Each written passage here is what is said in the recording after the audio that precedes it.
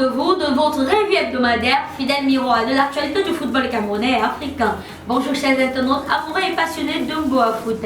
C'est un réel plaisir pour nous de vous retrouver pour partager ensemble les temps forts qui ont animé les pelouses, secoué les coulisses et vibré jusqu'à dans les tribunes cette semaine. Au sommet donc des tensions en Elite One, des mouvements d'effectifs au canon et bien sûr la qualification historique de nos Lions U17, des performances éclatantes à l'international et un bras de fer inédit en Centrafrique. Installez-vous donc confortablement, place au décryptage. Démarrons donc ce programme, mesdames et messieurs, dans les coulisses de la MTN Elite One où nous avons passé une semaine sous haute tension, marquée notamment par le match Stade Arena contre Colombe Sportif du Lobo, comptant pour la 20e journée du championnat. Alors que l'intensité du jeu battait son plein, la situation a dégénéré après l'attribution d'un pénalty en faveur de la Colombe du Lobo. Ce coup de sifflet mal accepté par les supporters de Stade Arena a entraîné l'envahissement de l'aire de jeu, accompagné bien sûr de violences verbales à l'encontre des arbitres. Une interruption brutale, reflet des tensions toujours vives autour bien sûr des décisions arbitrales dans notre championnat. Par ailleurs, dans un autre registre de tensions, Bamboutos de Bouddha, qui avait récemment annoncé bien sûr son retrait du championnat, a annoncé un geste d'apaisement en adressant bien sûr une lettre d'excuse au conseil transitoire du football professionnel concernant bien sûr ses absences aux 20e, 21e journées. En réponse donc, le secrétaire général du CTFP a notifié le report du match PWD de Bamenda contre Bamboutos comptant pour la 21e journée à une date ultérieure. Un signe d'ouverture qui laisse naturellement entrevoir un possible dénouement dans ce bras de fer institutionnel. Pendant que les fièvres montaient donc sur le terrain et dans les bureaux, certains clubs ont pris des décisions qu'ils jugent stratégiques pour leur avenir. Le canon sportif de Yaoundé a officialisé le mercredi 24 avril de l'année en cours la fin de sa collaboration avec Olivier Nankam. En attendant donc la nomination d'un nouvel entraîneur principal, Joseph Atamina, directeur technique du club, assurera l'intérim sur le banc des Mekop Mekonda. Un changement, il faut préciser, qui pourrait marquer un nouveau virage pour le club en quête de stabilité et de résultats. Sélection nationale féminine Lyon U17, Lyon du futsal.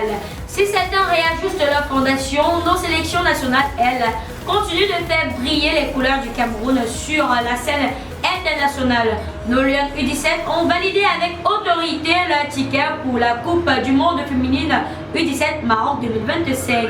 En dominant naturellement le Kenya à l'aller comme au retour 4-2. Au score cumulé, elles s'ouvrent donc les portes du plus grand rendez-vous mondial de leur catégorie.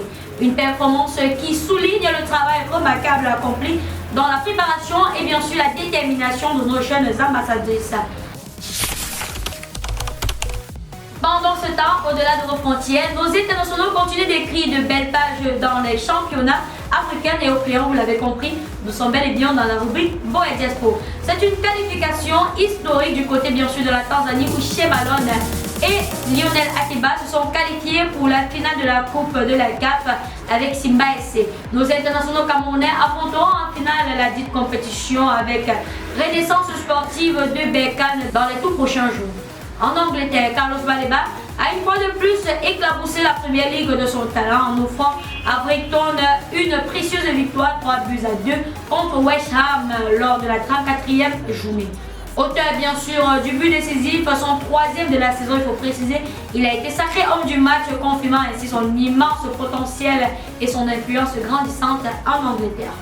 Du côté de la France, la joie a également été au rendez-vous pour Dalen Yonga et Atu Abong qui ont contribué à la large victoire 4-0 de Lorient contre Cayenne. Grâce bien sûr à ce succès, lors de la 32e journée, Lorient est maître de la Ligue 2 avec 68 points, validant ainsi son accession à Ligue première française à 2 journées du thème. Une belle récompense pour nos deux ambassadeurs camerounais, il faut le dire.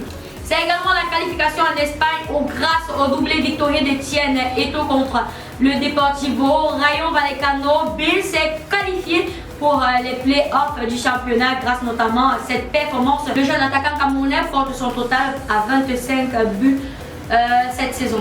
L'ambiance a été moins réjouissante malheureusement du côté de l'Italie lors du choc Napoli-Torino. Zambo Anguissa a de nouveau quitté prématurément ses partenaires sur blessure malgré la victoire de 2-0 des Napolitains à laquelle il a contribué en délivrant une passe décisive. Une chute préoccupante pour un joueur essentiel tout juste revenu de convalescence. Rigobert, son bras de fer au sommet du football centrafricain. Enfin, sur le continent africain, une crise institutionnelle attire particulièrement l'attention.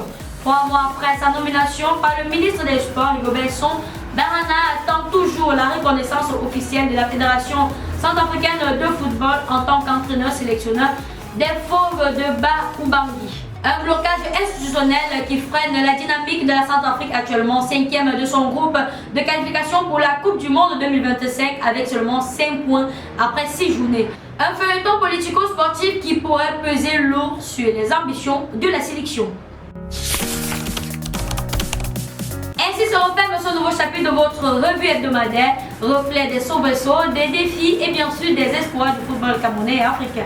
Merci de votre fidélité. Chers internautes amoureux et passionnés de Boa Foot, nous vous donnons rendez-vous la semaine prochaine pour une nouvelle immersion au cœur de l'actualité du football avec toujours la même passion et bien sûr la même énergie. A très bientôt et vive le football!